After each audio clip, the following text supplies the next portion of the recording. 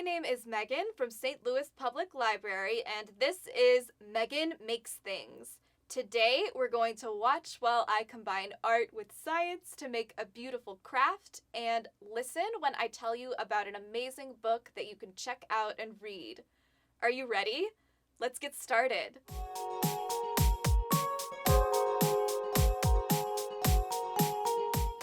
For today's craft, we will be making rainbow kaleidoscopes. The first thing you'll do is grab a take and make kit at any St. Louis Public Library location. Inside of your kit, you will find 3 mirror panels, a straw, and your kaleidoscope template. From your supplies at home, you'll need a pair of scissors, some tape, and markers or coloring supplies in your favorite color.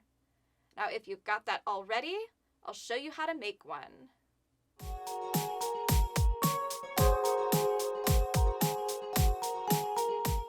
For our first step, we are going to start with those 3 blue mirror panels, and we'll use them to make a mirror triangle. All you'll need to do is peel off the blue film covering the mirror, and you'll want to make sure you're peeling it off on the blue side, not on the white side. Just like that. And you'll take your 3 mirrors and form them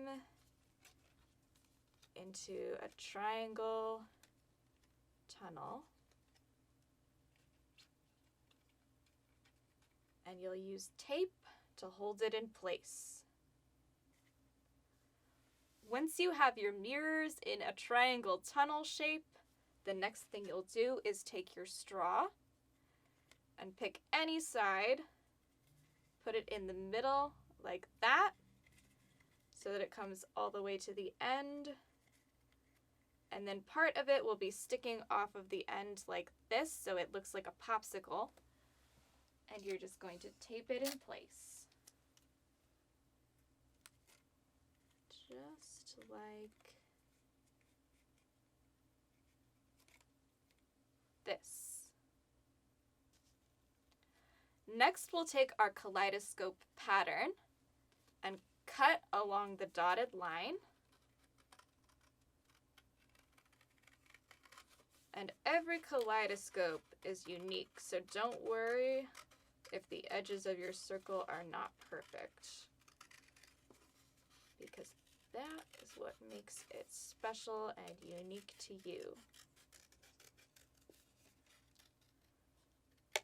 Once you have it cut out, you'll want to make sure that there's a hole in the middle, and you can do this by poking a hole with a pencil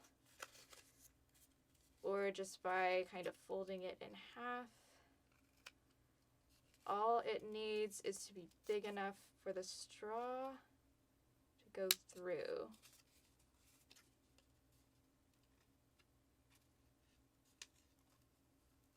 And if you need to, you can always ask a grown-up for help. So now it has its hole in the middle, and it is ready for me to decorate. Using your favorite coloring supplies, you'll color patterns all over your circle template. You can just make one pattern if you want, but it'll look a lot cooler if you use a bunch of different colors and make a bunch of different patterns. I also wrote my name on mine because a kaleidoscope reflects a pattern onto a bunch of different surfaces, and I love to see my name reflected all over the place. The next thing you'll do is take that circle, take your mirrors, and thread it onto the straw. You'll want to make sure that the patterns are facing your mirror tunnel. And I'll push it close to the end. And now your kaleidoscope is all ready to use. So you'll hold it up to your eye like this, and you'll give it a turn to see all those patterns turning in the mirrors. You can even hold it with one hand and turn your circle the other way with the other. And look at all of those patterns tumbling and whirling all over each other.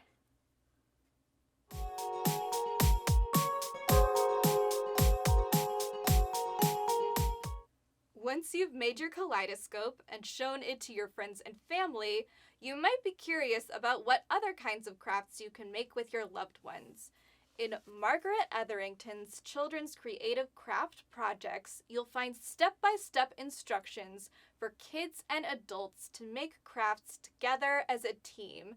This book will show you how to color old t-shirts, how to decorate tissue boxes, and lots of other different, easy, fun crafts to make out of supplies that you have at home.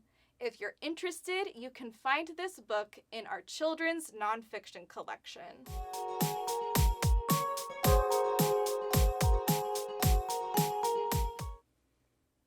If you or your little one is getting ready for kindergarten, you can add children's creative craft projects to your count toward 1,000 books before kindergarten.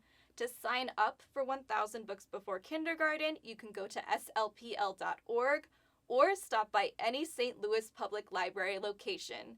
We have some amazing books as prizes that you can pick out each time you get to 100 books, so you should definitely get started and see what we've got for you.